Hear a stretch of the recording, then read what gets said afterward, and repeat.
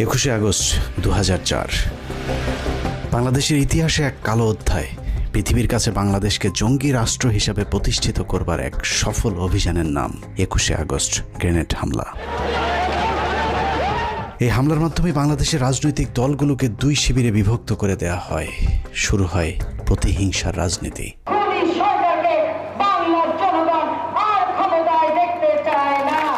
বাংলাদেশের রাজনীতিতে বিভাজনের সীমারেখা টেনে দিয়ে কার লাভ আর কার ক্ষতি সেই হিসেব করলেই বেরিয়ে যাবে কারা ঘটিয়েছিল নৃশংসতম সেই হত্যাকাণ্ডের ঘটনা। 2004 সালের 21শে আগস্ট আওয়ামী লীগের জনসভায় গ্রেনেড হামলায় মোট 24 জন নিহত হয়। নিহতের পর বাংলাদেশের কিছু গণমাধ্যম এবং আওয়ামী লীগের অভিযোগ যদি সত্যি হয় তাহলে বিষয়টা ঠিক এরকম দাঁড়ায়। যখন আমি গাড়িতে উঠছি তখন গাড়িতে গুলি, ওরা কোনোভাবেই যাতে এসকেপ করতে না পারে। শেখ হাসিনা এবং কিছু গণমাধ্যমের বক্তব্য অনুযায়ী আওয়ামী লীগকে নেতৃত্ব শূন্য করতে চালানো হয়েছিল এই হামলা। হামলাকারীরা শেখ হাসিনাকে মারতে এতটাই বদ্ধপরিকর ছিল যে শেখ হাসিনা নিজেকে বাঁচানোর জন্য যখন দৌড়ে গাড়িতে উঠছিলেন তখনও তার উপর গুলি চালানো হয়েছিল, যেই গুলির দাগ তার ব্যবহৃত মার্সিডিজ গাড়িতে লেগে থাকার দাবিও করেছিল আওয়ামী লীগ। ভাগ্যক্রমে হাসিনাকে মারতে না পারলেও হাসিনার লোকজনের উপর চরম নির্যাতন চালানো হয়েছিল, এমনকি লাশ নিতেও নাকি বাধা দিয়েছিল তৎকালীন বিএনপি জামায়াত জোট সরকার। তারা ধর্মের কথা বলে অথচ আজকে লাশগুলি তারা দিচ্ছে না জানাজা পড়তে। বিএনপি জামায়াত সরকার নাকি এতটাই নৃশংস ছিল যে আহত আওয়ামী লীগের নেতাকর্মীদেরকে হাসপাতালে চিকিৎসা পর্যন্ত নিতে বাধা দিয়েছিল। এই গ্রেনেড কোথা থেকে এলো, কিভাবে ফুটলো, এবং এই জিনিসগুলি বিশেষভাবে তদন্ত হওয়া উচিত। এর বাইরেও এই ঘটনাকে কেন্দ্র করে যে মামলা হয়েছিল সেই মামলাতেও জজ মিয়া নাটক সাজানোর চেষ্টা করেছিল বিএনপি জামায়াত সরকার। 21শে আগস্টে গ্রেনেড হামলা ফুটেজ দেখাইছে, তো যদি এইভাবে স্বীকারোক্তি না দেস মার্ডার কেসের মামলা দেখায় তো আমরা খরচ পাই দেয়া। এতক্ষণ ধরে 21শে আগস্ট গ্রেনেড হামলা নিয়ে যে বর্ণনা শুনছিলেন তা হলো আওয়ামী লীগ, প্রথম আলো, ডেইলি স্টার আর ফারজানা রূপাদের বয়ান। সম্প্রতি এই মামলার সবশেষ সিদ্ধান্ত অনুযায়ী তারেক রহমান, লুৎফুজ্জামান বাবর সহ বিএনপির সবাইকে অব্যাহতি দেওয়া হয়েছে। এখন প্রশ্ন হলো তাহলে এই হামলা কারা করেছিল? 15 মিনিটসের আজকের অনুসন্ধান এক এক করে প্রতিটি প্রশ্নের উত্তর খুঁজে বের করার চেষ্টা করবে। হামলার ঘটনা কারা ঘটিয়েছিল সেটা জানার আগে শেখ হাসিনা কিভাবে সেই হামলা থেকে বেঁচে গেলেন সেটা দেখা যাক। শুধু শেখ হাসিনা নয়, ওই হামলাতে আসলে আওয়ামী লীগের কোনো কেন্দ্রীয় নেতাই মারা যায়নি। এমনকি হামলার পরিকল্পনা এমনভাবেই করা হয়েছিল যাতে শেখ হাসিনার শরীরে ছোট্ট একটা আঘাতও না লাগে। ওনার ভিতরের কানে ইনজুরি হয়েছে, যার জন্য উনি এখন কানে কম শুনছেন। মূলত শেখ হাসিনা সহ কেন্দ্রীয় নেতাদের যে কিছু হবে না সেটা আগেই গ্যারান্টি দেওয়া হয়েছিল। তবে ওই হামলায় শুধু একজন কেন্দ্রীয় নেত্রীকে বলির পাঠা বানানো হয়েছিল, যার নাম আইভি রহমান। আইভি রহমানকে নিয়ে হাসপাতালে যখন এইরকম অবস্থা, এই জায়গা রক্তাক্ত, সেখানে পুলিশ লাঠিচার্জ করলো। আইভি রহমান সম্পর্কে দক্ষ অভিনেত্রী শেখ হাসিনা মাঝে মধ্যে যে মায়া কান্না করে থাকেন সেটা আসলে তার মনের কান্না নয়। মতিউর রহমান রেন্টু লিখেছেন, 1981 সালে শেখ হাসিনা দেশে ফেরার পর জিল্লুর রহমান তার স্ত্রী আইভি রহমানকে নিয়ে শেখ হাসিনাকে দেখতে গিয়েছিলেন। আইভিকে দেখেই তেলে বেগুনে জ্বলে উঠেছিলেন শেখ হাসিনা। হাসিনা আইভিকে উদ্দেশ্য করে বলেছিলেন, আমার মাকে একদিনও শান্তিতে থাকতে দেননি, এখন আবার কেন এসেছেন? এ সময় জিল্লুর রহমান চোখ টিপে আইভি রহমানকে চলে যেতে বললে আইভি রহমান সেখান থেকে সরে যান। মূল ঘটনা হলো শেখ হাসিনার মা ফজিলাতুন্নেসা আইভি রহমানের সাথে শেখ মুজিবকে সন্দেহ করতেন, যে বিষয়টি নিয়ে মাঝে মধ্যেই পরিবারে ঝগড়াঝাটিও হতো। কিন্তু এত কিছুর পরও শেখ মুজিবের সবসময় আইভি রহমানের প্রতি ছিল একটা বিশেষ ভালোবাসার দৃষ্টি। অনেকেই বলে থাকেন আইভি রহমানকে খুশি করতে 1969 সালে শেখ মুজিব যুব মহিলা লীগ নামে নতুন আওয়ামী লীগের শাখা প্রতিষ্ঠা করেছিলেন, যে কারণে আইভি রহমানের মতো আনাড়ি একজন রাজনীতিবিদকে প্রথম কমিটির অর্গানাইজিং সেক্রেটারি পদ দিয়ে নূরজাহান মোর্শেদদের মতো অভিজ্ঞ রাজনীতিবিদদের পাশে বসার সুযোগ করে দিয়েছিলেন, যে বিষয়টা ওই সময়ের অনেক রাজনীতিবিদদের চোখেই দৃষ্টিকটু মনে হয়েছিল। যে কারণে আইভি রহমানের মৃত্যুতে পৈশাচিক আনন্দ উপভোগ করেছিলেন শেখ হাসিনা। কত নিখুঁতভাবে ভয়ঙ্কর এই হামলার ছক সাজানো হয়েছিল সেটা পরিষ্কার করতে আওয়ামী লীগ এবং শেখ হাসিনার ওই দিনের কয়েকটি কর্মকাণ্ড দেখলেই সবকিছু পরিষ্কার হয়ে যাবে। সন্ধ্যের তালিকায় প্রথমে মুক্তাঙ্গন থেকে সমাবেশের জায়গা পরিবর্তন। মুক্তাঙ্গনের যেই জায়গায় সমাবেশ ডাকা হয়েছিল তার দুদিকে খোলা রাস্তা, একদিকে জিপিও, অদূরে সচিবালয় অবস্থিত। মুক্তাঙ্গনে সমাবেশ করলে গ্রেনেড হামলার জন্য সুবিধামতো ভবনে অবস্থান করা সম্ভব হতো না, যে কারণে পুলিশের কাছে মুক্তাঙ্গনে সমাবেশের অনুমতি চেয়েও সমাবেশের নির্ধারিত সময়ের 2 ঘন্টা আগে হঠাৎ করে নেতাকর্মীদেরকে জানানো হয় মুক্তাঙ্গনে নির্ধারিত সমাবেশটি আওয়ামী লীগের কেন্দ্রীয় কার্যালয়ের সামনে অনুষ্ঠিত হবে। প্রশ্ন আসতে পারে, আওয়ামী লীগ তো আগেই জানতো মুক্তাঙ্গনের আশপাশে কোনো বড় ভবন নেই, তাহলে তারা কেন আগে থেকে দলীয় কার্যালয়ের সামনে সমাবেশ করার অনুমতি চায়নি? এর কারণ পুলিশ যদি আগে থেকেই জানতো যে আওয়ামী লীগ কার্যালয়ের সামনেই সমাবেশ অনুষ্ঠিত হবে, তাহলে তারা পর্যাপ্ত নিরাপত্তার ব্যবস্থা করতে পারত। কিন্তু পুলিশ যতক্ষণে দেখল নেতাকর্মীরা সবাই মুক্তাঙ্গন খালি করে দলীয় কার্যালয়ের দিকে ছুটে যাচ্ছেন, ততক্ষণে শতভাগ নিরাপত্তা নিশ্চিত করার সময় শেষ হয়ে যায়। আইনশৃঙ্খলা বাহিনী যেন নিরাপত্তা নিশ্চিতের সুযোগ না পায়, এটাই ছিল তাৎক্ষণিক স্থান পরিবর্তনের মূল কারণ। মুক্তাঙ্গনে আওয়ামী লীগের 21শে আগস্টে গ্রেনেড হামলা হয়, ওইটার যে এই জনসভাটা হওয়ার কথা ছিল, এইখানে এটা সেটা হওয়ার কথা ছিল। আগস্ট থেকে এক প্লাটুন ফোর্স মোতায়েন ছিল সকাল 9টা থেকে, যাতে এখানে কোনো ধরনের সাবভার্সিভ কোনো কাজ কারবার কেউ করতে না পারে, কোনো নিরাপত্তা বিঘ্নিত ঘটাতে না পারে, এই জন্য সিকিউর করা ছিল পুরোটাই। ওনারা কাউকে না জানিয়ে, পুলিশকে না জানিয়ে চেঞ্জ করলো, তখন তো ধরেন একটা উল্টাপাল্টা কিছু একটা হয়ে গেল। সেটা আসলে ওনাদের দায়িত্ব ছিল আমাদেরকে জানানো। আওয়ামী লীগের ওই দিনের জনসভায় এরকম আরও অনেক অস্বাভাবিক ঘটনা ঘটেছে, যা সচরাচর আওয়ামী লীগের সমাবেশগুলোতে দেখা যায় না। যেমন শেখ হাসিনা প্রধান অতিথি হিসেবে পূর্ব নির্ধারিত এরকম একটি সমাবেশ কখনোই ট্রাকের উপর দাঁড়িয়ে ভাষণ দেননি। সাধারণত তাৎক্ষণিক কোনো সভা সমাবেশের ক্ষেত্রে বা শেষ মুহূর্তে অনুমতি পাওয়া সমাবেশগুলোতে মঞ্চ হিসেবে ট্রাক ব্যবহার করা হয়, কিন্তু 4 দিন আগে অনুমতি পাওয়া সমাবেশে কেন ট্রাকের ব্যবহার করা হলো সেটাও রহস্যজনক প্রশ্নের তালিকায় রাখতে হবে। বিভ্রান্তি তৈরি করতে আওয়ামী লীগ অনেক সময় দাবি করে থাকে তাদেরকে সমাবেশের অনুমতি না দেওয়ার কারণেই নাকি শেষ মুহূর্তে ট্রাকের উপর মঞ্চ তৈরি করতে বাধ্য হয়েছিল, কিন্তু আমাদের অনুসন্ধান বলছে অন্য কথা।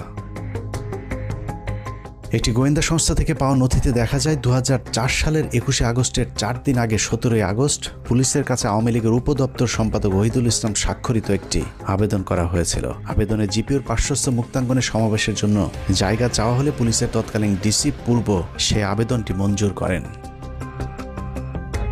শেষ মুহূর্তে সমাবেশে অনুমতি পাবার যে দাবি আওয়ামী লীগ করে থাকে, সেটাও যদি সত্যি হয়, তাহলেও আওয়ামী লীগ যে স্থানে অনুমতি চেয়েছে সেখানেই সমাবেশ করার কথা, কিন্তু শেষ মুহূর্তে এসে আওয়ামী লীগ মুক্তাঙ্গনের পরিবর্তে কেন্দ্রীয় কার্যালয়ের সামনে সমাবেশ কেন করল, সে উত্তর খুঁজে বের করতে হবে। সেদিন আওয়ামী লীগ কেন কার পরামর্শে স্থান পরিবর্তন করেছিলেন তার উত্তর খুঁজে বের করতে পারলে 21শে আগস্ট হামলার অনেক রহস্য পরিষ্কার হয়ে যাবে। সমাবেশের আরেকটি অস্বাভাবিক ঘটনা হলো শেখ হাসিনার বক্তব্যের সময় ঘেঁষাঘেঁষি করে তার আশপাশের নেতাদের দাঁড়ানোর ধরন। আওয়ামী লীগের বেশ কয়েকজন কেন্দ্রীয় নেতা শেখ হাসিনাকে এমনভাবে ঘিরে ধরেছিলেন যেন কোনো একটি হামলা থেকে বাঁচানোর জন্যই চেষ্টা করা হচ্ছিল তাকে। সূত্র জানিয়েছে বক্তব্য শুরুর আগে শেখ হাসিনাই নাকি সবাইকে ডেকে ডেকে তার পাশে এসে বসার অনুরোধ করছিলেন। একই বিষয়ে আওয়ামী লীগের তৎকালীন প্রেসিডিয়াম সদস্য মহিউদ্দিন খান আলমগীর তার জবানবন্দিতেও উল্লেখ করেছেন। অথচ সাধারণত সভা সমাবেশগুলোতে শেখ হাসিনার সাথে কেন্দ্রীয় নেতাদের কিছুটা দূরত্ব বজায় রেখে দাঁড়াতে দেখা যায়। সাধারণত শেখ হাসিনা প্রধান অতিথি হিসেবে বক্তব্যের শুরুতে সব সময় তার পূর্বপুরুষের ইতিহাস সহ 15ই আগস্ট এমনকি 4 জাতীয় নেতার হত্যাকাণ্ডের সব ইতিহাস তুলে ধরে স্বজন হারানোর কি ব্যথা তা বোঝানোর চেষ্টা করে থাকেন। কিন্তু 21শে আগস্ট সমাবেশে শেখ হাসিনার বক্তব্যটি ছিল স্মরণকালের সবচেয়ে সংক্ষিপ্ত একটি বক্তব্য। 18 থেকে 20 মিনিটের একটি বক্তব্য পেশ করার আগে শেখ হাসিনা যে ভাষণ দিয়েছিলেন তা ছিল খুবই অগোছালো এবং তার শারীরিক ভাষা দেখে মনে হচ্ছিল কিছু একটার জন্য তিনি অপেক্ষা করছিলেন। মজার বিষয় হলো গ্রেনেড হামলাকারী এতটাই হাসিনার প্রতি অনুগত যে গ্রেনেড ছুঁড়ে মারার আগে শেখ হাসিনার পুরো বক্তব্য শেষ করার সুযোগ দিয়েছিলেন। অথচ সাধারণত এই ধরনের হামলাগুলো বক্তব্যের মাঝামাঝি ঘটে থাকে। শেখ হাসিনার বক্তব্যের পর যে হামলা চালানো হলো তার আঘাতে প্রাণ গেল 24 জনের, অথচ কি অবাক, একজন কেন্দ্রীয় নেতাও মারা যায়নি এত বড় হামলার ঘটনায়। প্রশিক্ষণপ্রাপ্ত হামলাকারী প্রায় ডজনখানি গ্রেনেড ছুঁড়ে মারলেও একটি গ্রেনেডও তার ট্রাকের উপরে ছুটতে পারেননি। পুলিশের তদন্তে মোট 11টি বিস্ফোরণের চিত্র দেখানো হয়েছে। আমাদের হাতে আসা পুলিশের আঁকা সেই ম্যাপে দেখা যায় সমাবেশে ব্যবহৃত ঢাকা মেট্রো ট 11-30-98 নম্বরের ট্রাকটির আশেপাশে মোট 11টি বিস্ফোরণের ঘটনা ঘটেছিল। পুলিশের ওই প্রতিবেদনের প্রতিটি জায়গায় যতবার গ্রেনেড শব্দটি লেখা হয়েছে ততবার গ্রেনেডের পাশে বোমা শব্দটি ব্যবহার করা হয়েছে। গ্রেনেড শব্দটি লিখতে গিয়ে কেন বারবার তদন্ত সংস্থাগুলো বোমা শব্দটি ব্যবহার করেছেন সেটা একটু দেখা যাক।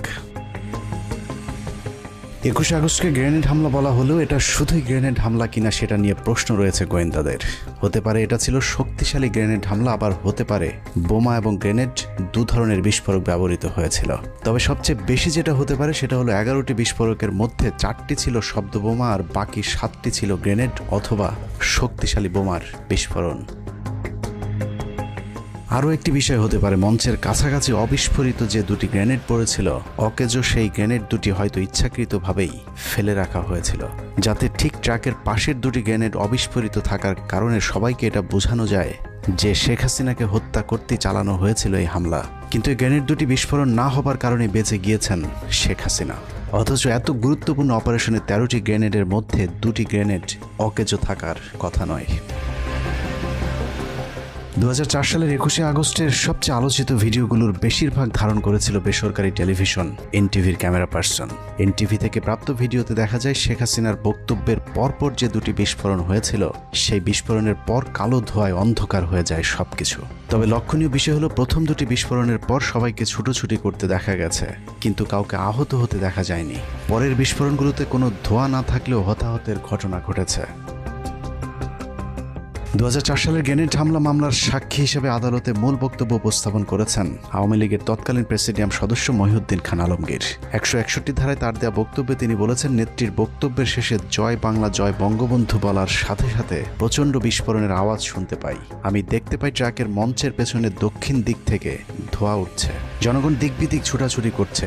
মহিউদ্দিন খান আলমগীরের বক্তব্যটি আবারও রিপিট করছে, আমি দেখতে পাই ট্রাকের মঞ্চের পেছনে দক্ষিণ দিক থেকে ধোঁয়া উঠছে। গ্রেনেড এবং বোমার মধ্যে মৌলিক একটি পার্থক্য রয়েছে, তা হলো বোমা থেকে প্রচুর ধোঁয়া বের হবে, কিন্তু গ্রেনেড বিস্ফোরণ ঘটলে ধুলা উড়বে, কিন্তু যতটুকু ধোঁয়া বের হবে সেটা অতি সামান্য। মহিউদ্দিন খান আলমগীরের বক্তব্য অনুযায়ী ট্রাকের পাশে যে বিস্ফোরণগুলো ঘটেছিল সেগুলো থেকে অনেক ধোঁয়া বের হয়েছিল। তার মানে ট্রাকের পাশের বিস্ফোরণগুলো ছিল বোমার, গ্রেনেড নয়। এছাড়া শেখ হাসিনা সভাস্থল থেকে ছেড়ে যাওয়ার সময় তার গাড়ির ঠিক পাশে একটি বিস্ফোরণ ঘটেছিল। সেই বিস্ফোরণটিতেও কালো ধোঁয়ায় চারিদিক অন্ধকার হয়ে যায়, যদিও সেই বিস্ফোরণেও কেউ হতাহত হয়নি। অতএব এখানে সন্দেহাতীতভাবে বলা যায় এই হামলায় মোট 2 ধরনের বিস্ফোরকের ব্যবহার হয়েছিল। মহিউদ্দিন খান আলমগীরের বক্তব্যে আরও একটি বিষয় লক্ষণীয়, তিনি ধোঁয়া দেখেছেন সেই বিস্ফোরণের পর কেউ হতাহত হয়নি, বরং মানুষকে দিক বিদিক ছোটাছুটি করতে দেখেছেন। মঞ্চের এত কাছাকাছি গ্রেনেড বা শক্তিশালী বোমার বিস্ফোরণ হলে সেখানে তিনি মানুষকে আহত কিংবা রক্তাক্ত হয়ে পড়ে থাকতে দেখতেন, যেমনটা ট্রাক থেকে কিছুটা দূরে যে বিস্ফোরণগুলো হয়েছিল সেগুলোর ক্ষেত্রে ঘটেছিল। ট্রাক থেকে দূরে কর্মীদের উপর যেসব গ্রেনেডগুলোর বিস্ফোরণ হয়েছিল, সেখানে বিস্ফোরকগুলো এতটাই শক্তিশালী ছিল যে অনেকের দেহের বিভিন্ন অংশ শরীর থেকে বিচ্ছিন্ন হয়ে গিয়েছিল। মহিউদ্দিন খান আলমগীরের বক্তব্য যদি বিশ্লেষণ করা যায়, তাহলে এটা পরিষ্কার যে ওই দিনের সমাবেশে 2 ধরনের বিস্ফোরকের ব্যবহার হয়েছিল। এক এক বিস্ফোরণে যখন মানুষের দেহ ছিন্ন ভিন্ন হয়ে যাচ্ছিল, তার মাঝেই শেখ হাসিনা ট্রাক থেকে নেমে বেশ কিছুটা দূরে হেঁটে গিয়ে তার নিজের গাড়িতে উঠেছিলেন। মজার বিষয় হলো, শেখ হাসিনা যখন গাড়িতে উঠছিলেন ওই সময়টুকু হামলাকারীরা আর একটি গ্রেনেডও ছুঁড়ে মারেনি। তবে আওয়ামী লীগের দাবি ওই সময়টুকু গ্রেনেড না ছুড়লেও বন্দুক দিয়ে গুলি চালানো হয়েছিল, কিন্তু আবারও ব্যর্থ প্রশিক্ষণপ্রাপ্ত হামলাকারীরা। আওয়ামী লীগের দাবি, শেখ হাসিনাকে মারার জন্য হামলাকারীরা ডজন খানেক গুলি করলেও শেখ হাসিনার গায়ে একটিও লাগেনি। তাদের এই নাটক বিশ্বাসযোগ্য করে তুলতে শেখ হাসিনার গাড়ির সামনে পেছনে বেশ কয়েকটি গুলির দাগ বসানো হয়েছিল, যা ছিল আওয়ামী লীগের মহানাটকের অংশ। বিদেশিদেরকে মার্সিডিজ নিয়ে গল্প সাজানোর দায়িত্বটা ছিল সাবের হোসেন চৌধুরীর উপর, কিন্তু সমস্যা হলো এই নাটকটা ছিল অত্যন্ত নিম্নমানের পরিচালক দিয়ে তৈরি। শেখ হাসিনার মার্সিডিজ গাড়িতে যে গুলির চিহ্ন দেখানো হয়েছে সেটা যে মিথ্যে, সেটা প্রমাণ করতে শেখ হাসিনার একই মডেলের মার্সিডিজ গাড়িতে পরীক্ষামূলকভাবে গুলি করার একটি ভিডিও দেখলেই বোঝা যাবে।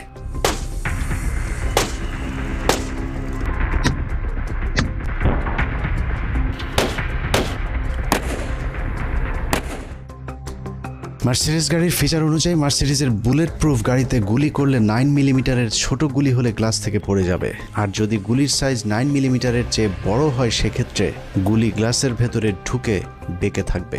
এছাড়া মার্সিডিজ গাড়িতে যদি গুলি করা হয় তাহলে যেখানে গুলি লাগবে তার চারপাশে গ্লাস খোলা হয়ে যাবে।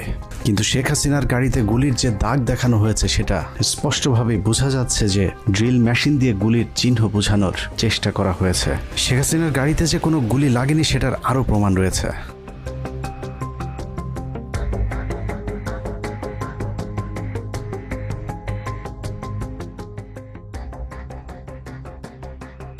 21 আগস্ট গ্রেনেড হামলার পর শেখ হাসিনা যখন গাড়িতে চড়ে চলে যাচ্ছিলেন তখন তার মার্সিডিজ গাড়িতে কোনো গুলির চিহ্ন দেখা যায়নি। আওয়ামী লীগের এসব গোজামিল দেখে মার্সিডিজ কোম্পানি এবং FBI সন্দেহ প্রকাশ করলে পরবর্তীতে সেই গাড়িটি আর কাউকে পরিদর্শনের সুযোগ দেওয়া হয়নি।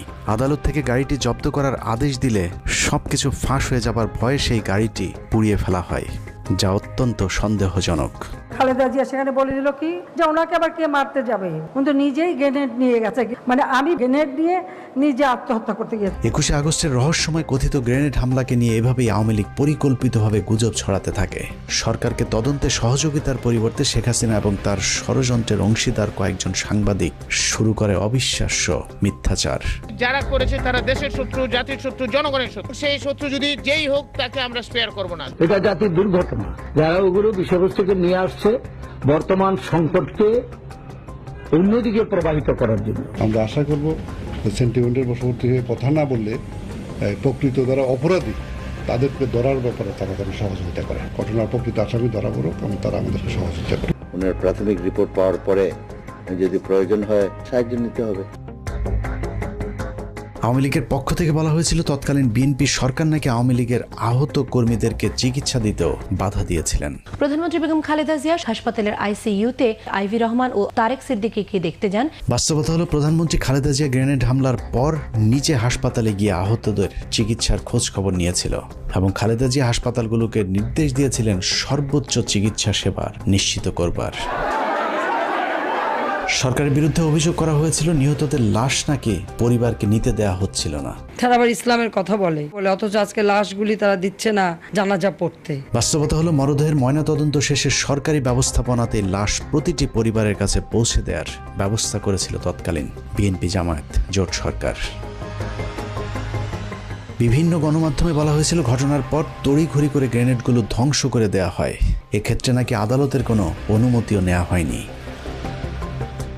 মজার বিষয় হলো নির্বোধ এসব সাংবাদিকদের এতটুকু জ্ঞান নেই যে এ ধরনের বিপজ্জনক বিস্ফোরক ধ্বংসে কখনোই আদালতের আদেশের জন্য অপেক্ষা করতে হয় না। যে কোনো ধরনের বিস্ফোরক দ্রব্য পাওয়া গেলে আইনশৃঙ্খলা বাহিনীর প্রথম কাজ হলো তার নমুনা সংগ্রহ করে দ্রুত সেটা ধ্বংস করে ফেলা। এই ঘটনার ক্ষেত্রে একই কাজ করা হয়েছিল।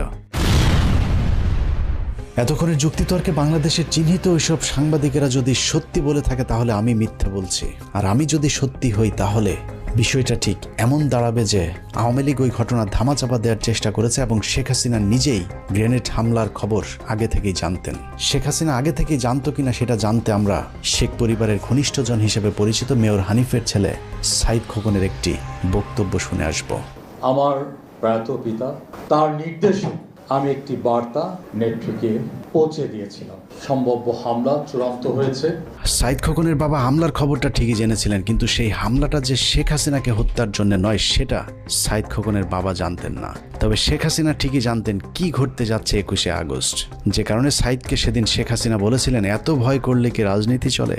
সাহসী শেখ হাসিনা এত গুরুত্বপূর্ণ খবরটি সরকারকেও জানায়নি, এমনকি নিজের দলের নেতাকর্মীদেরকেও জানাতে বারণ করেছিলেন সাইদ খোকন এবং তার বাবা মেয়র হানিফকে। নেত্রীকে বললাম যে কোনো মুহূর্তে যে কোনো ঘটনা ঘটে যেতে পারে। বললেন যে এত ভয় পেলে রাজনীতি হবে না। এত ভয় পেলে কি রাজনীতি হয়? হেসে বললেন আমাকে। মেয়র হানিফের ছেলে সাইদ খোকন শেখ হাসিনাকে সেদিন যত তথ্য জানিয়েছিলেন তার মধ্যে সবচেয়ে গুরুত্বপূর্ণ তথ্য হলো শেখ হাসিনার উপর হামলার জন্য যে টিমকে দায়িত্ব দেওয়া হয়েছিল সেই টিমটি কোনো এক জায়গা থেকে এরই মধ্যে ঢাকায় পৌঁছে গিয়েছেন। সম্ভাব্য হামলা চূড়ান্ত হয়েছে। সূত্র মতে হামলাকারী ঢাকার ভেতরে চলে এসেছে। সুনির্দিষ্টভাবে হামলাকারী ঢাকায় পৌঁছে গিয়েছে বলার পরেও শেখ হাসিনা সেদিন গুরুত্ব দেয়নি, কারণ শেখ হাসিনার পারিবারিকভাবে ঘনিষ্ঠ সহযোদ্ধা হানিফের চাইতে বিশ্বস্ত কারো কথায় আগে থেকেই আশ্বস্ত হয়েছিলেন শেখ হাসিনা। শেখ হাসিনার বিশ্বস্ত সেই হাত শেখ হাসিনার সাথে বেইমানি করেনি। গ্রেনেডের আঘাতে সেদিন 24 জন মানুষের জীবন গেলেও শেখ হাসিনার গায়ে একটি গ্রেনেডও আঘাত করেনি। আওয়ামী লীগের তথ্য অনুযায়ী শেখ হাসিনাকে সব মিলিয়ে অন্তত 20 বার মারার চেষ্টা করা হয়েছে। বারবার আশপাশের লোকজন মরে, কিন্তু ভাগ্যক্রমে শেখ হাসিনা বরাবরই বেঁচে যায়। রাজনীতি করতে গিয়ে মৃত্যুর মুখে পড়তে হয়েছে শেখ হাসিনাকে। ভাগ্যক্রমে শেখ হাসিনার বারবার বেঁচে যাওয়ার শুরুটা হয় 1988 সালের 24শে জানুয়ারি চট্টগ্রামের লালদিঘি ময়দানে হামলার মধ্য দিয়ে। 8 দলীয় জোটের কর্মসূচিতে পুলিশ এবং বিডিআরের গুলিতে 7 জন নিহত হয়, কিন্তু শেখ হাসিনার গায়ে একটি গুলির টোকাও লাগেনি। 111 সরকারের সময় শেখ সেলিমকে জিজ্ঞাসাবাদ করলে শেখ সেলিম স্বীকার করেন নিজের জনপ্রিয়তা বৃদ্ধি করতে এরশাদের সাথে গোপন ষড়যন্ত্র করেছিলেন শেখ হাসিনা। 1986 সালে শেখ হাসিনার নির্বাচনে অংশগ্রহণ থেকে শুরু করে 1990 সাল পর্যন্ত এরশাদের সাথে শেখ হাসিনার বিভিন্ন গোপন ষড়যন্ত্র ফাঁস করে দেন শেখ সেলিম। কিন্তু আমাদেরকে হিসাব দিয়েছেন 2 কোটি টাকা।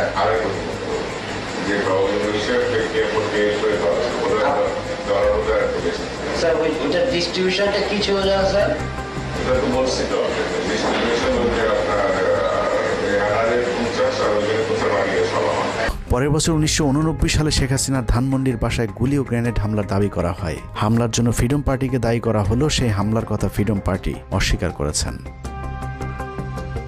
1991 সালের একটি উপনির্বাচনে ঢাকার গ্রিন রোডের পরিবার পরিকল্পনা কেন্দ্রে ভোট দিতে গেলে তার উপর সন্ত্রাসীরা গুলি চালায়। সেখানে বোমার বিস্ফোরণও ঘটানো হয়, কিন্তু শেখ হাসিনা সেখানেও অক্ষত ছিলেন। 1994 সালের 20 সেপ্টেম্বর ঈশ্বরদী রেল স্টেশনে শেখ হাসিনাকে বহনকারী রেলগাড়িতে কথিত গুলির ঘটনা ঘটে, সেখানেও শেখ হাসিনাকে মারতে পারেনি হামলাকারীরা। 1995 সালের 7 ডিসেম্বর রাসেল স্কোয়ারের পাশে সমাবেশে ভাষণ দেওয়ার সময় আরেক দফা গুলি এবং বোমার ঘটনা ঘটে, কিন্তু শেখ হাসিনার ড্যাশও ছিঁড়তে পারেনি হামলাকারীরা। 2003 সালে যে স্থানে গ্রেনেড হামলা চালানো হয়েছিল, একই স্থানে 1996 সালের 7 মার্চ উপলক্ষে সমাবেশে শেখ হাসিনার বক্তৃতার ঠিক পরপর মাইক্রোবাস থেকে বোমা এবং এলোপাতারি গুলি চালানো হয়েছিল। এতে 20 জন আহত হয়, কিন্তু শেখ হাসিনার আশপাশে যারা ছিলেন তাদের আশপাশেও গুলি কিংবা বোমার চিহ্নও যায়নি। 1997 সালে প্রধানমন্ত্রী শেখ হাসিনা ও তার পুত্র কন্যা সহ 31 জনকে হত্যার জন্য পুরস্কার ঘোষণা করে ইমেল পাঠিয়েছিলেন শোয়েব চৌধুরী নামে জনৈক এক ব্যবসায়ী। সেই ঘটনাকেও শেখ হাসিনাকে একটি হত্যা চেষ্টা বলে গণনা করে থাকেন আওয়ামী লীগ, যে বিষয়টি নিয়ে এখনও রাজনীতির আলোচনায় হাস্যরসের খোরাক যোগায়। 2000 সালের 23 জুলাই গোপালগঞ্জের কোটালীপাড়ায় জনসভাস্থলের কাছে 76 কেজি ওজনের বোমা পুঁতে রাখার গল্প সাজানো হয়েছিল। একই রকম বোমা পুঁতে রাখার গল্প 2001 সালের 29 মে খুলনার রূপসাতেও সাজানো হয়েছিল। এসব বোমা পুঁতে রাখার গল্প তৎকালীন প্রধানমন্ত্রী শেখ হাসিনার আইন শৃঙ্খলা বাহিনী ছাড়া আর কেউই বাস্তবে দেখার সুযোগ পায়নি। বোমা পুঁতে রেখে যখন তেমন সহানুভূতি পাওয়া যাচ্ছিল না, তখন 2001 সালের 25 সেপ্টেম্বর নির্বাচনের ঠিক আগের একটি জনসভায় সমাবেশ স্থলের পাশের একটি বাড়িতে বোমার বিস্ফোরণ ঘটানো হয়। সেই ঘটনায় 2 জন নিরীহ মানুষের মৃত্যু হয়। এরপর 2002 সালের 4 মার্চ নওগাঁ, 2002 সালের সাতক্ষীরায় পরপর দুবার 2004, 2007, 11, 2014 এবং 2015 সালে শেখ হাসিনাকে মারার গাঁজাখুরি গল্প সাজিয়ে নিজেকে জনপ্রিয় করবার চেষ্টা চালায় শেখ হাসিনা। তবে বারবার চেষ্টা চালালেও শেখ হাসিনার সেই বিশ্বস্ত হামলাকারীরা যে তার কোনো ক্ষতি করবে না, সেই বিশ্বাস তার বরাবরই ছিল। যে কারণে সাইদ খোকনকে হাসিনা নির্ভয়ে বলেছিলেন, ভয় পাবার কিছু নেই। বললেন যে এত ভয় পেলে রাজনীতি হবে না, এত ভয় পেলে কি রাজনীতি হয়, হেসে বললেন আমাকে। অভয় দেয়া হলেও শেখ হাসিনার সেই রক্তের হোলি খেলায় প্রাণ গিয়েছিল 24 জনের। কিন্তু হামলাকারীদেরকে এমনভাবে প্রশিক্ষণ দেওয়া হয়েছিল যেন শেখ হাসিনার বিন্দু মাত্র কোনো ক্ষতি না হয়, যে বিষয়টি তৎকালীন গোয়েন্দা সংস্থার কর্মকর্তাদের তদন্তেও উঠে এসেছিল। 164 বলছে যে একটা গ্রিনেড যাতে ইয়েতে না পড়ে, মঞ্চে না পড়ে, মঞ্চে মানে ওই ট্রাকে না পড়ে। এবং আরো 2 জন যে আছে যারা মুকুল টুকুলের ওদের জয়ের লোক, তারাও বলছে যে কোনো ক্রমে যাতে মঞ্চে যাতে একটা গ্রেনেড না পড়ে। এটা কিন্তু ওদের 3 জনের কথা। কার কার জবানবন্দিতে এটা বলছে? 3 জনই বলছে, জর্জ মিয়া বলছে, শফিক আর হলো রানা। 21 আগস্ট নিয়ে আওয়ামী লীগের আরেকটি মিথ্যাচার হলো বিএনপি সরকার নাকি কোনো মামলা, তদন্ত কিংবা আলামত জব্দের কোনো কাজই করেননি। বাস্তবতা হলো 21 আগস্টের ঘটনার ঠিক পরদিন খালেদা জিয়ার নির্দেশে একটি বিচার বিভাগীয় তদন্ত কমিশন গঠন করেছিল। বিচারপতি জয়নুল আবদিন কমিশনকে দায়িত্ব দেওয়া হয় মামলাটির তদন্তপূর্বক প্রতিবেদন দাখিলের। 1 মাস 10 দিনের অক্লান্ত পরিশ্রমে 162 পৃষ্ঠার যে প্রতিবেদন জয়নুল আবেদিন জমা দিয়েছিলেন, সেটি যদি ঠিকঠাক মতো অনুসরণ করা হয় তাহলে 21 আগস্ট গ্রেনেড হামলার মূল ঘটনা বেরিয়ে আসবে। দীর্ঘ সেই প্রতিবেদনের একটি পর্যায়ে বলা হয়েছে, কমিশনের সংগৃহীত তথ্য প্রমাণ সন্দেহাতীতভাবে ইঙ্গিত করে 2004 সালের 21 আগস্টের ভয়াবহ গ্রেনেড হামলার পেছনে একটি শক্তিশালী বিদেশি গোয়েন্দা সংস্থা জড়িত ছিল। শক্তিশালী বিদেশি গোয়েন্দা সংস্থার নাম আসতে ভারত আন্দাজ করতে পারে কি ঘটতে যাচ্ছে। তারপরেই শুরু হয় বিচারপতি জয়নুল আবদিনের উপর ভারতের অব্যাহত চাপ। দেশপ্রেমিক একজন বিচারকের দুর্নীতির মিথ্যা অভিযোগ, জীবনের হুমকি থেকে শুরু করে এমন কোনো মানসিক চাপ নেই যা তার বিরুদ্ধে প্রয়োগ করা হয়নি। ভারতের অব্যাহত চাপের পরেও 21শে আগস্ট নিয়ে স্বচ্ছ তদন্ত চলতে থাকায় সব গোমর ফাঁস হয়ে যাবার আশঙ্কা দেখা দেয়, আর তাতেই প্রথম আলোকে মাঠে নামায় ভারতকে বাঁচানো সেই লড়াইয়ে প্রথম আলো যা করেছে তার প্রতিটি পদক্ষেপ ছিল ভয়ঙ্কর দেশবিরোধী। 21শে আগস্ট গ্রেনেড হামলা মামলার তদন্ত যেন কোনোভাবেই সঠিক পথে এগোতে না পারে সেজন্য প্রথম আলো তাদের পরীক্ষিত জঙ্গি বিশেষজ্ঞ সাংবাদিক টিপু সুলতান এবং মহিউদ্দিনদেরকে মাঠে নামায়। 21শে আগস্টের তদন্তকে প্রশ্নবিদ্ধ করতে প্রথম আলো মোহাম্মদ জালাল আহমেদ ওরফে জজ মিয়াকে ট্রাম্প কার্ড হিসেবে ব্যবহার করেছে। সেই ট্রাম্প কার্ডই বাংলাদেশকে হারিয়ে জয়ী হয়েছে প্রথম আলো, আওয়ামী লীগ এবং তাদের ত্রাণকর্তা ভারত। প্রথম আলোর ওই ট্রাম্প কার্ডের উপর ভর করে বিএনপি, জামায়াত এবং সর্বোপরি বাংলাদেশের আলেম সমাজের উপরেই গেল 15 বছর ধরে চলেছে নির্মম জুলুম, নির্যাতনার গণহত্যা। একটা গণমাধ্যম চাইলে কত ধ্বংসযজ্ঞ চালাতে পারে তার নিকৃষ্ট উদাহরণ 21শে আগস্টের গ্রেনেড হামলা নিয়ে প্রথম আলো যে খেলা করেছে সেটি। নিষ্ঠুর সেই খেলায় 19 জন নিষ্পাপ মানুষের ফাঁসি, 19 জনের যাবজ্জীবন। তৎকালীন স্বরাষ্ট্র প্রতিমন্ত্রী লুৎফুজ্জামান বাবর, তারেক রহমান, আব্দুল সালাম পিন্টু সহ গোয়েন্দা কর্মকর্তা মেজর জেনারেল রেজ্জাকুল হায়দার এবং মেজর জেনারেল আব্দুর রহিমকে নির্মম নির্যাতন করা হয়েছে। এর মধ্যে মেজর জেনারেল আব্দুর রহিমকে জেলখানায় হত্যার অভিযোগ করেছে তার পরিবার। আইসিইউতে ওনার ভেন্টিলেটর মেশিনে অক্সিজেন সাপ্লাই 2 বার বন্ধ করা হয় এবং আমি মনে করি ওনাকে পরিকল্পিতভাবে হত্যা করা হয়েছিল, কারণ উনি রিকভারি করছিলেন। এবং এটার কারণ হিসেবে আমার যেটা মনে হয়, উনি দেশের গোয়েন্দা সংস্থার প্রধান ছিলেন। বাকিদের জীবন থেকেও কেড়ে নেওয়া হয়েছে স্বর্ণালী 15টি বছর। প্রথম আলো কিভাবে এই ধ্বংসযজ্ঞ চালিয়েছে সেটা চলুন একটু দেখা যাক। অনুসন্ধানের এই অংশটুকু অত্যন্ত গুরুত্বপূর্ণ। অনুসন্ধানের এই অংশটুকু মনোযোগ দিয়ে দেখলেই প্রথম আলোর সব ষড়যন্ত্রের মুখোশ উন্মোচিত হয়ে যাবে। আপনারা এতদিন ধরে যে জজ মিয়া নাটকের কথা শুনেছেন সেটা আসলে সত্যিকারের ঘটনা।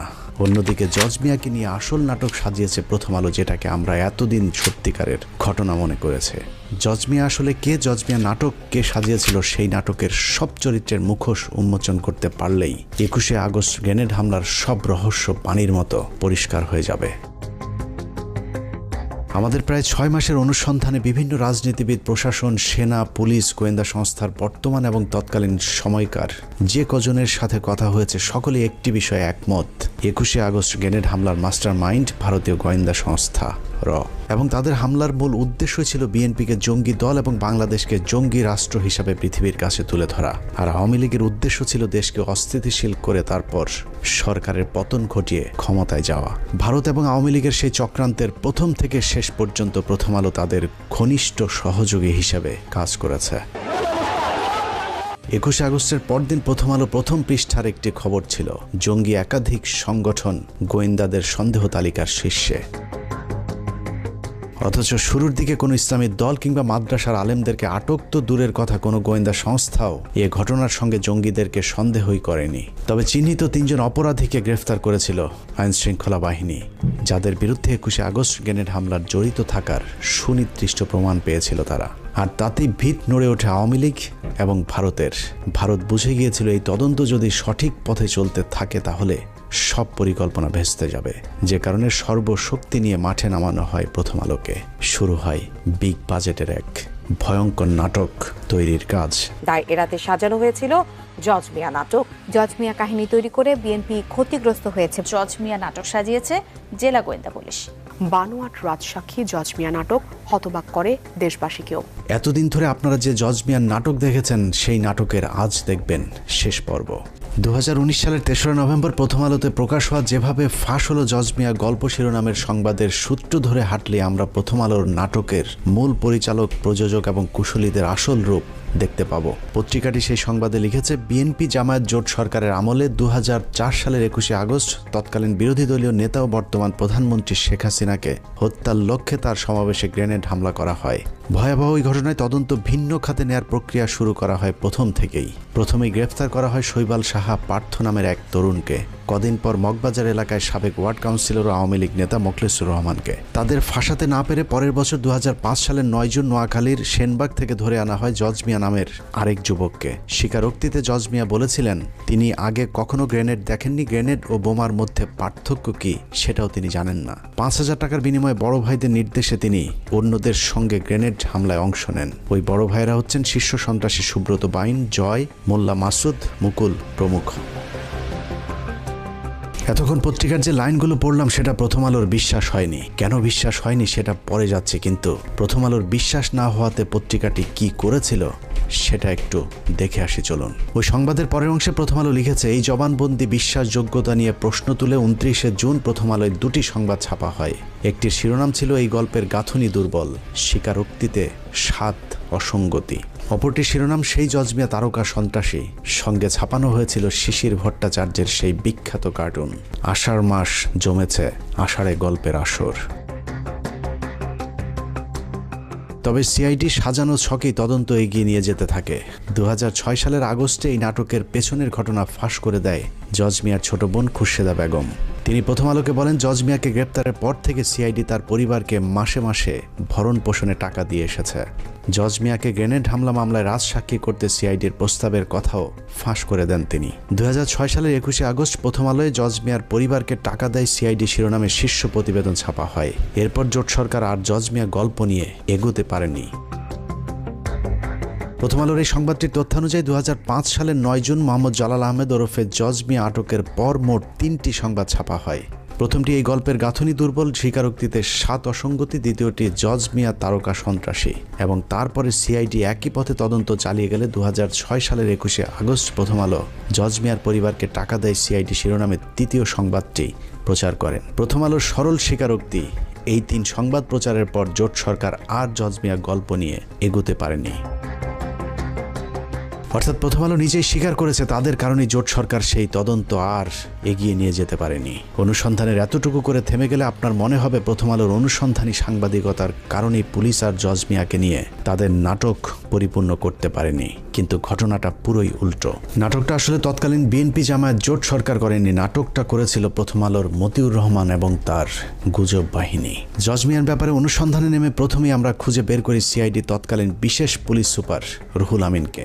21শে আগস্ট গ্রেনেড হামলার এই মামলার সাথে আপনি সম্পৃক্ত ছিলেন। আমার একটা জিজ্ঞাসা ছিল যে এই মামলাতে এই যে জজ মিয়া যে নাটকটা বলা হয়েছিল ওই সময়ে, যে জজ মিয়া নাটক, এই জজ মিয়া নাটকটা আসলে আপনারা কেন সাজালেন? এটা কেন করতে হলো? এটা শুরু করলো প্রথম আলো, কি জানি নাম সুন্দর মতো একটা সাংবাদিক, বুঝছেন, টিপু সুলতান, টাকা দেয়, এটা করে সেটা করে, টাকা দেয়, মান্থলি দেয়, এটা দেওয়া শুরু করলো। প্রথম আলো যেরকম মিথ্যা শিরোনাম দিয়ে সংবাদ ছাপায়, এরকম পুলিশের বিরুদ্ধে নিরীহ মানুষকে ফাঁসানোর অভিযোগও কম নয়। সে কারণেই আমরা রুহুল আমিনের কথা বিশ্বাস না করে নিজেদের মতো করে অনুসন্ধান শুরু করি। তবে আমাদের সন্দেহের তীরটা শুরু থেকেই ছিল প্রথম আলোর দিকে। প্রথম আলোর বিগ বাজেটের নাটকের প্রথম স্ক্রিপ্ট লেখা হয় 2005 সালে জজ মিয়া আটকের 20 দিন পর 29শে জুন। প্রথম আলোর সেই জজ মিয়া তারকা সন্ত্রাসী শিরোনামের সংবাদে কারো কোনো উদ্ধৃতি না দিয়ে পত্রিকাটি মন গড়াভাবে লিখেছে, গ্রেনেড কি জিনিস জীবনেও দেখেননি জজ মিয়া। ম্যাজিস্ট্রেটের কাছে স্বীকারোক্তিমূলক জবানবন্দি দিতে গিয়ে নিজেই বলেছেন, বোমা ও গ্রেনেডের মধ্যে পার্থক্য কি তিনি জানেন না। থানা পুলিশ বলেছে জজ মিয়া নিরপরাধ মানুষ, তার নামে থানায় কোনো মামলা নেই। প্রথম আলো ঘোষিত জীবনে কোনোদিন গ্রেনেড না দেখা নিরীহ নিষ্পাপ মামলা মোকদ্দমা মুক্ত জজ মিয়া সম্পর্কে আমাদের অনুসন্ধানে অন্তত 5টি মামলার সন্ধান পেয়েছি আমরা। সূত্রাপুর থানায় ছিনতাইয়ের ঘটনায় অস্ত্র বিস্ফোরক দ্রব্য আইনের মামলায় 7 বছর সশ্রম সাজা হয়েছিল জজ মিয়ার। বিশেষ ট্রাইব্যুনালের মামলা নম্বর 736991। তেজগাঁ থানার 22 নম্বর মামলাটি জজ মিয়ার বিরুদ্ধে 2001 সালের 2রা সেপ্টেম্বর দায়ের করা হয়েছিল। সেই মামলায় 385, 324, 326 এবং 307 ধারার মতো ভয়ঙ্কর সব অভিযোগ আনা হয়েছিল প্রথম আলোর নিরীহ নিষ্পাপ জজ মিয়ার বিরুদ্ধে। 2 মাস পর 2001 সালের নভেম্বরের 30 তারিখে মগবাজার টাঙ্গাইল হোটেলে বাবুল হত্যা মামলার আসামি হন জজ মিয়া। রমনা থানার 1 নম্বর মামলাটি 302, 34 ধারায় দায়ের করা হয়েছিল। 21শে আগস্ট গ্রেনেড হামলার কয়েক মাস আগে রাজধানীতে তার বিরুদ্ধে আরেকটি হত্যা মামলা হয়। গুলশান থানার রহমত হত্যা মামলার অন্যতম আসামি জজ মিয়া। প্রথম আলোর সাংবাদিকেরা এসব মামলাগুলোর সজ্ঞানে আড়াল করার পাশাপাশি জজ মিয়ার 164 ধারায় জবানবন্দিটাও গোপন করার চেষ্টা করেছেন। জজ মিয়া তার জবানবন্দিতে আরেকটি মামলার কথা স্বীকার করেছেন। সেখানে তিনি বলেছেন, তিনি টিকাটুলি অফিসার হলের পেছনে মেসে থাকতেন। সেখানে থাকাকালীন পুলিশ তাকে মেসের চৌকির নিচ থেকে বোমা ও অস্ত্র সহ গ্রেফতার করেছিলেন। সেই মামলায় তার 7 বছর জেল হয়েছিল। 2 বছর পর তার বাবা মা তাকে জেল থেকে জামিনে মুক্ত করান। প্রথম আলোর এত বিগ বাজেটের নাটকের শুটিংয়ের আগে জজ মিয়ার চার্জশিটটাও পড়ে দেখার সময় পায়নি প্রথম আলোর জঙ্গি বিশেষজ্ঞ সাংবাদিকেরা। লম্বা সময় আর প্রথম আলোর মতো বিগ বাজেট নিয়ে অনুসন্ধান করলে জজ মিয়ার বিরুদ্ধে আরও মামলার খোঁজ পাওয়া সম্ভব। কারণ জজ মিয়ার আসল নাম মোহাম্মদ জালাল আহমেদ হলেও এক এক জায়গায় তিনি এক এক নাম ব্যবহার করতেন। অতএব তার ভিন্ন ভিন্ন নামে আরও অনেক মামলা থাকার সম্ভাবনা রয়েছে। সবশেষ তিনি যে বিয়ে করেছেন সেখানেও নিজের নাম পরিবর্তনের কথা স্বীকার করেছেন ওই সাংবাদিকের কাছে। জজ মিয়া নামটাও তার আসল নাম নয়, আসল নাম মোহাম্মদ জালাল আহমেদ। তেজগাঁ এলাকায় খোঁজ নিয়ে জানা যায় 1996 থেকে 2001 সালে আওয়ামী লীগ শাসন আমলে ঢাকা শহরে যে কজন উঠতি সন্ত্রাসী পরিচিতি পেয়েছিল তার মধ্যে মোহাম্মদ জালাল আহমেদ ওরফে জজ মিয়া অন্যতম। নাখালপাড়া নুরানি মসজিদের আশপাশের মহল্লায় জজ মিয়া যে রায় দিত তার সে রায় নাকি কার্যকর হয়ে যেত, যে কারণে মোহাম্মদ জালাল আহমেদ বাংলা সিনেমার মতো নিজের নাম পাল্টে জজ মিয়া রাখেন। তারপর থেকে হয়ে ওঠেন ভয়ঙ্কর এক সন্ত্রাসী। এত ভয়ঙ্কর একজন সন্ত্রাসীকে প্রথম আলো কিভাবে নিরীহ নিষ্পাপ বানালো এবার চলুন সেটা দেখা যাক। জজ মিয়ার মূল পেশা ছিল হত্যা, ছিনতাই, দখল, চাঁদাবাজি। ভাড়াটে খুনি হিসেবে ওই সময়ের শীর্ষ সন্ত্রাসীদের কাছে মোহাম্মদ জালাল আহমেদ ওরফে জজ মিয়ার বিশেষ কদর ছিল। যদিও প্রথম আলোর শিখিয়ে দেওয়া সাক্ষাৎকারে জজ মিয়া নিজেকে সিডি ব্যবসায়ী হিসেবে পরিচয় দিয়েছিলেন। আমি সিডি ক্যাসেটের ব্যবসা করি, ছবি পোস্টারের ব্যবসা করি, দোকান আমার বঙ্গবন্ধু এভিনিউ অপোজিট। প্রথম আলোর সিডি বিক্রেতা জজ মিয়া যমুনা টিভিতে গিয়ে কিভাবে ফল বিক্রেতা হয়ে যায় এবার সেটা দেখা যাক। 2018 সালের 10 অক্টোবর যমুনা টিভির এক সাংবাদিককে দেয়া সাক্ষাৎকারে প্রথম আলোর সিডি বিক্রেতা জজ মিয়া নিজেকে ফল বিক্রেতা হিসেবে পরিচয় দেন। জজ মিয়ার আদালতে দেওয়া জবানবন্দিতে আবার নিজেকে গাড়ির চালক হিসেবে পরিচয় দিয়েছেন।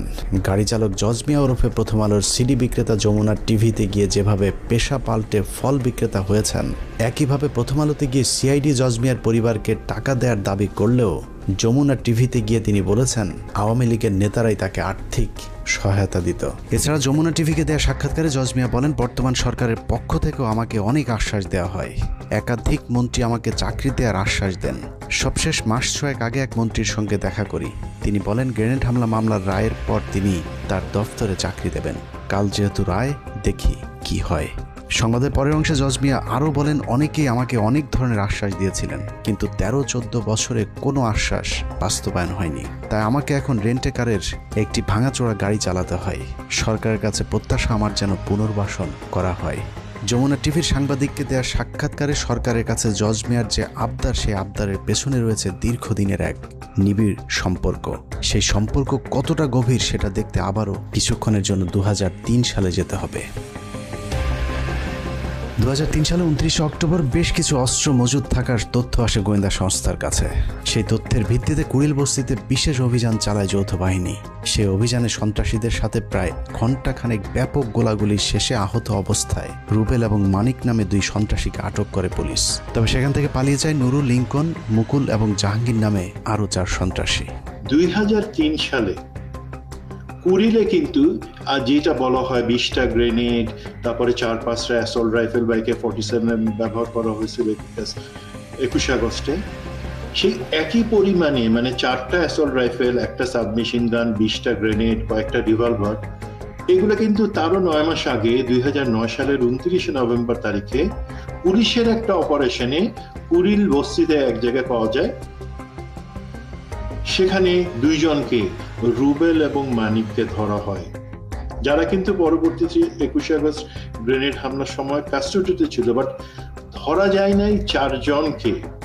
তারা হচ্ছে জাহাঙ্গীর, নুরু, মুকুল এবং লিঙ্কন। 2003 সালে তারা ধরা পড়ে নাই। কুড়িলের ওই ঘটনা গোয়েন্দাদেরকে চরমভাবে আতঙ্কিত করে তোলে। কারণ আটক রুবেল এবং মানিকের স্বীকারোক্তি অনুযায়ী তুলির পরশ নামে একটি হিন্দু ব্যক্তির দোকান থেকে AK-47 রিভলভার, গান পাউডার, টাইম বোমার সাথে উদ্ধার করা হয়েছিল 20টি গ্রেনেড। তার চেয়েও ভয়ঙ্কর তথ্য হলো রুবেল ও মানিক গোয়েন্দাদের কাছে স্বীকার করেছিলেন দেশে বড় ধরনের হামলা চালাতে ভারত থেকে আসা অস্ত্রের মজুত করা হচ্ছে। সে অস্ত্র দিয়ে কি ধরনের হামলা চালানো হবে তা সঠিকভাবে জানাতে না পারলেও ভারতীয় গোয়েন্দা সংস্থার সাথে আওয়ামী লীগ নেতা এবং তৎকালীন শীর্ষ সন্ত্রাসী জয়ের কলকাতায় একটি গোপন বৈঠকের খবর নিশ্চিত করেছিলেন রুবেল এবং মানিক। দেখেন যোগসূত্রটা কি, এই জিনিসটা কিন্তু পরবর্তীতে কখনো দেখা হয় নাই যে একই পরিমাণে গ্রেনেড, একই পরিমাণে অস্ত্র তার 9 মাস আগে পাওয়া গেছিল এক জায়গায়, এবং যারা হচ্ছে রাস্তার লেভেলের সন্ত্রাসী, যাদের হচ্ছে আওয়ামী লীগের যে বড় সন্ত্রাসী তাদের লোক, তাদের কাছে পাওয়া গেছিল এই জিনিসগুলো, আওয়ামী লীগের লোকজন, আওয়ামী লীগের সন্ত্রাসীদের হাতে। তো পরবর্তীতে ১/১১ সরকার বা হাসিনা সরকার যখনই তদন্ত করছে, তারা কিন্তু এই জায়গাটাতে লিঙ্ক করার চেষ্টা করেন। এবার লিঙ্ক করাটা জরুরি, বিকজ মুকুল এবং জাহাঙ্গীর এই দুইজনকে তো ধরা গেছিল, নুরু এবং লিঙ্কনকে ধরা যায় নাই 2004 সালে যখন তদন্ত শুরু হয়।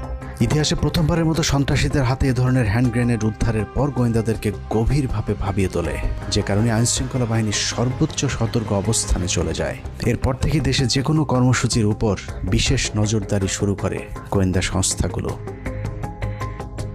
2003 সালের শেষ দিকে কুড়িলের ঘটনার পর 2004 সালের শুরুতে আওয়ামী লীগের তৎকালীন সাধারণ সম্পাদক 2004 সালের 30 এপ্রিলের মধ্যে বিএনপি জামাত জোট সরকারকে ক্ষমতাচ্যুত করতে বিশেষ ট্রাম্প কার্ড খেলার ঘোষণা দিয়েছিলেন। জলিলের সেই ঘোষণার পর থেকেই দেশের রাজনীতিতে চরম উত্তেজনা বিরাজ করছিল। কিন্তু 30 এপ্রিল মানিক মিয়া অ্যাভিনিউতে প্রশিকার 3 দিনব্যাপী কর্মসূচি ছাড়া আওয়ামী লীগ কোনো কর্মসূচি দেয়নি, যে কারণে গোয়েন্দারা প্রশিকার সেই কর্মসূচি ঘিরেই ব্যাপক কঠোর অবস্থানে গেলে সেদিন আর জলিলের সেই ট্রাম্প কার্ড কাজে লাগেনি। 2007 সাল পর্যন্ত আওয়ামী লীগের সেই ট্রাম্প কার্ড সম্পর্কে সবাই অন্ধকারে ছিল।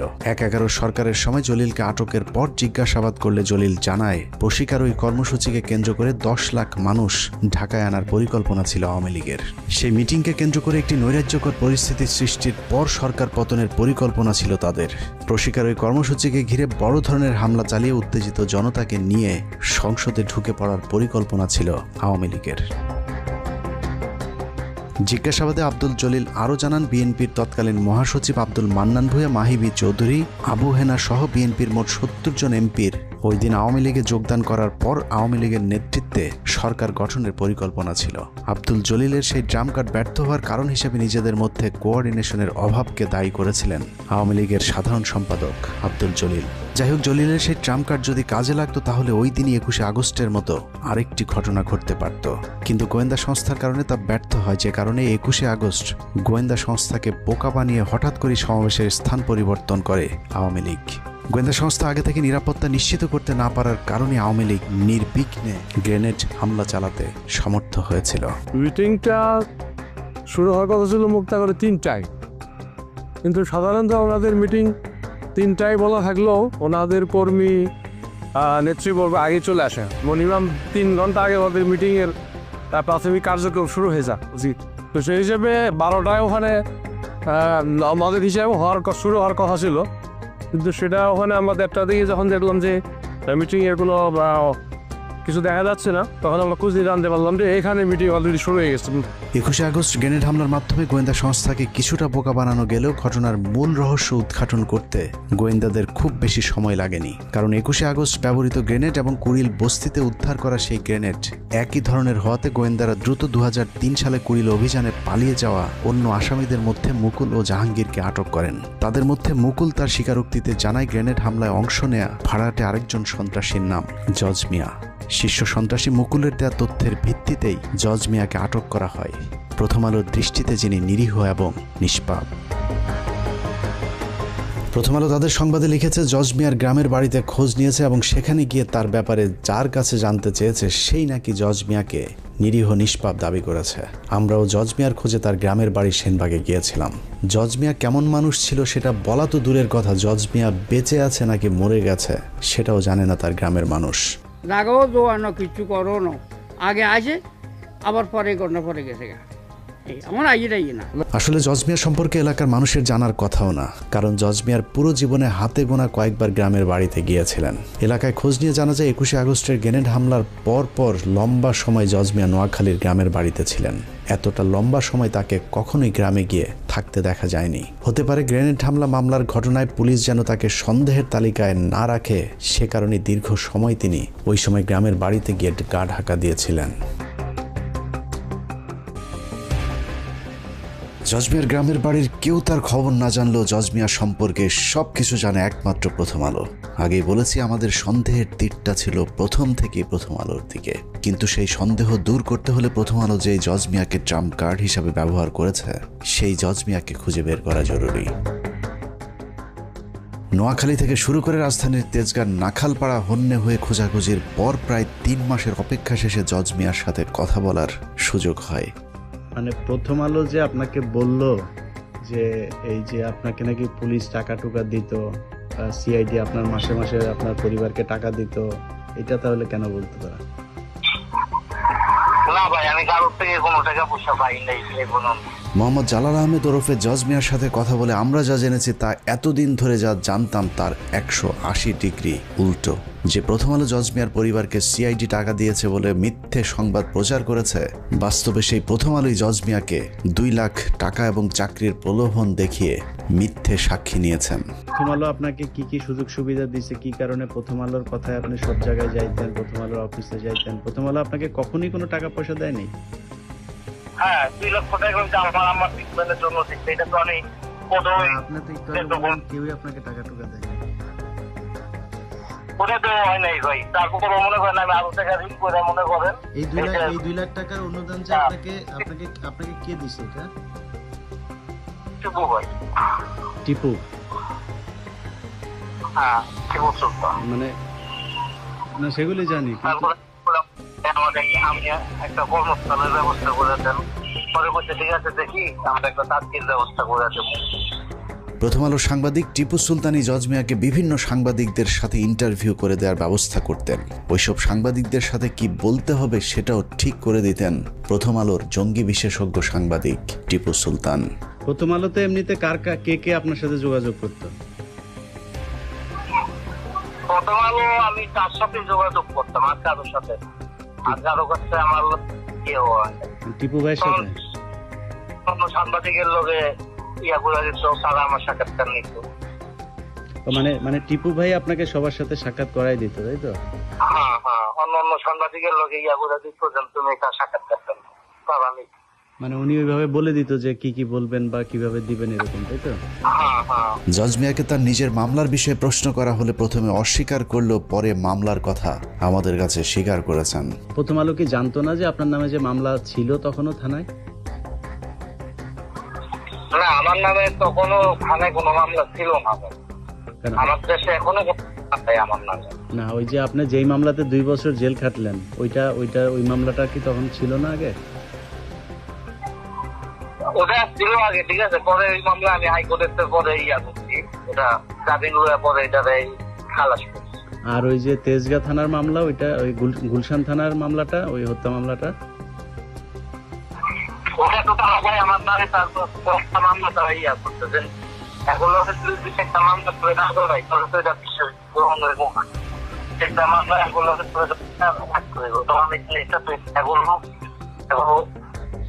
লোক এটা প্রমাণ হইব, নাহলে তো হইব না।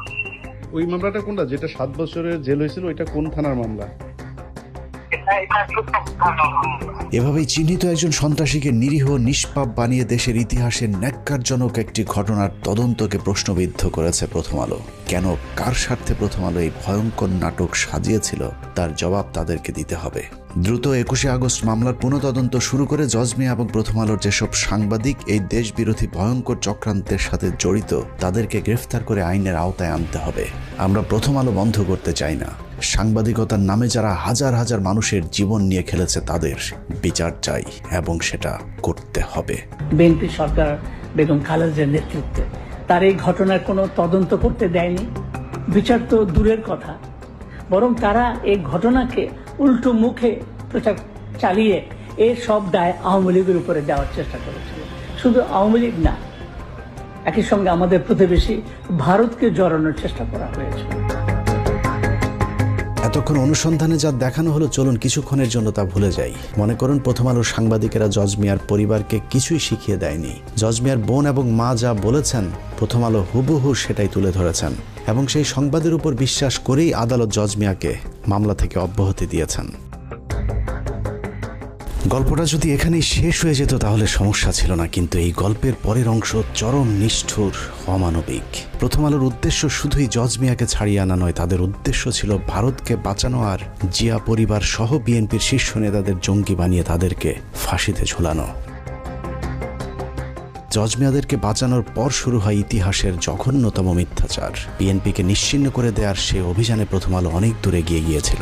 একের পর এক প্রথম আলো সংবাদ ছেপেছে আর সরকার প্রথম আলোর ইচ্ছে মতোই তদন্ত করে বিচারিক হত্যাকাণ্ডের পথ সুগম করেছে।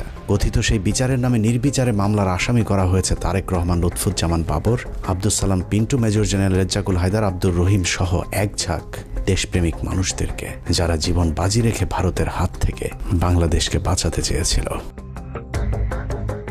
2018 সালের 10 অক্টোবর দিনটি ছিল প্রথম আলোর বিজয়ের দিন। তাদের দীর্ঘ 14 বছরের ষড়যন্ত্রের ফসল ওই দিন ঘরে উঠেছিল।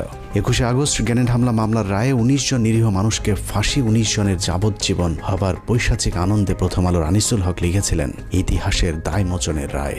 বিচারিক হত্যাকাণ্ডকে কাব্যিক আবেগঘন লেখনির মাধ্যমে মানুষের জীবন নিয়ে তামাশা করেছিল প্রথম আলোর আনিসুল হক। একটু চিন্তা করতে পারেন, 5ই আগস্ট যদি দেশ স্বাধীন না হতো তাহলে প্রতিটি মানুষেরই ফাঁসি কার্যকর করা হতো। অনুসন্ধানের দ্বিতীয় পর্বে আপনাদেরকে দেখাবো বিচারের নামে তামাশা করে কিভাবে নিরীহ এতগুলো মানুষের গলায় ফাঁসির দড়ি পরানোর ব্যবস্থা করেছিল প্রথম আলো। তবে প্রথম পর্ব শেষ করবার আগে কিছু প্রশ্ন করবার খুব ইচ্ছে করছে। আমাদের আজকের অনুসন্ধানের পর আপনারা কি মনে করেন প্রথম আলোর ওইসব সাংবাদিকদেরকে বিচারের আওতায় আনা হোক? প্রথম আলোর বিরুদ্ধে ধারাবাহিক দেশবিরোধী, ইসলাম বিরোধী সুস্পষ্ট অভিযোগ থাকার পরেও তাদের বিচার চাওয়া কি গণমাধ্যমের উপর আক্রমণ? তারপরেও প্রথম আলোর সামনে জিয়াফতের গণতান্ত্রিক একটি কর্মসূচির আয়োজন করতে যাবার কারণে আলেমদেরকে বেধড়ক পেটানো হয়েছে। আর সেটাকে বিএনপির মহাসচিব মির্জা ফখরুল ইসলাম আলমগীর প্রথম আলোর উপর হামলা দাবি করে তীব্র নিন্দা জানিয়েছে। প্রথম আলো, ডেইলি স্টার সহ অন্যান্য সমস্ত পত্রিকাগুলোর উপর যে আক্রমণ শুরু হয়েছে, আমি তীব্রভাবে নিন্দা জানাচ্ছি। মির্জা ফখরুলের ওই দিনের বক্তব্যের সবচেয়ে ভয়ঙ্কর অংশ ছিল তিনি বলেছিলেন এই বাংলাদেশ নাকি তিনি 5 তারিখের আগে কখনোই দেখেননি। তার এই বক্তব্যে প্রমাণিত হয়েছে ইসলাম বিদ্বেষী ফখরুল আগেই ভালো ছিলেন। 5 তারিখের পর তিনি প্রচণ্ড অস্বস্তি বোধ করছেন। মানুষের জীবন নিয়ে ভয়ঙ্কর খেলা করা এসব সাংবাদিকদেরকে বিচার চাইলে যাদের জ্বলে উঠবে তাদেরকে চিনে রাখতে হবে। এটা কোনো রাজনীতি নয়, মানুষের জীবন নিয়ে খেলা করেছে প্রথম আলো। মির্জা ফখরুল বিএনপি জামায়াত যখন ক্ষমতায় ছিল তখন লুটপাট করেছে, আওয়ামী লীগের 15 বছরে আতাত করে চলেছে। সাধারণ বিএনপির কর্মীরা যখন জেলে গিয়েছে, গুলি খেয়েছে মির্জা ফখরুল ইসলাম আলমগীর তখন বাংলাদেশ থেকে টাকা পাচার করে অস্ট্রেলিয়াতে নিজের মেয়ে আর মেয়ে জামাইকে আলিশান জীবনযাপন করার নিশ্চয়তা দিয়েছেন। মির্জা ফখরুল সামনে বিএনপি ক্ষমতা এলে আবারও লুটপাট করবে, এটা চোখ বন্ধ করে বলে দিতে পারি। আবার যদি কখনো আওয়ামী লীগ ক্ষমতায় আসে তারপরেও ফখরুলের কিছুই হবে না, কারণ সেই পথটাও তিনি আগে ভাগেই খোলা রেখেছেন। শেখ মুজিবুর রহমানের যে মূর্তিটা ছিল সেই মূর্তিকে দড়ি বেঁধে টেনে ইঁচড়ে ফেলে দিচ্ছে। তিনি তো আমাদের নেতা ছিলেন, খারাপ লেগেছে। মাত্র 2 বান্ডেল টাকার জন্য মির্জা ফখরুল যেভাবে প্রথম আলোর 5 এটেছে, আর কিছু টাকা দিলে এরা দেশকেও বিক্রি করে দিতে পারে। অতএব মির্জা ফখরুলের মতো দুর্নীতিবাজ, ভারতীয় দালালদের মতো যেসব রাজনীতিবিদ প্রথম আলো ডেইলি স্টারের পাশে দাঁড়াবে তাদেরকেও এদেশের মানুষ শত্রু হিসেবেই চিহ্নিত করবে। কে বিএনপি আর জামায়াত করে দেখার একদম সময় নেই। প্রথম আলো ডেইলি স্টারের পাশে যে দাঁড়াবে তার বিরুদ্ধেই লড়াই চলবে। যে বাংলাদেশে মতিউর, আনিসুল, টিপু সুলতান আর মহিউদ্দিনরা মুক্ত বাতাসে থাকবে, সেই বাংলাদেশ কখনোই স্বাধীন থাকতে পারে না। সুযোগ পেলেই তারা আবারও এই পতাকাকে খামচে ধরবে, সেই সুযোগ যেন আর কখনোই না পায়। আল্লাহ হাফেজ।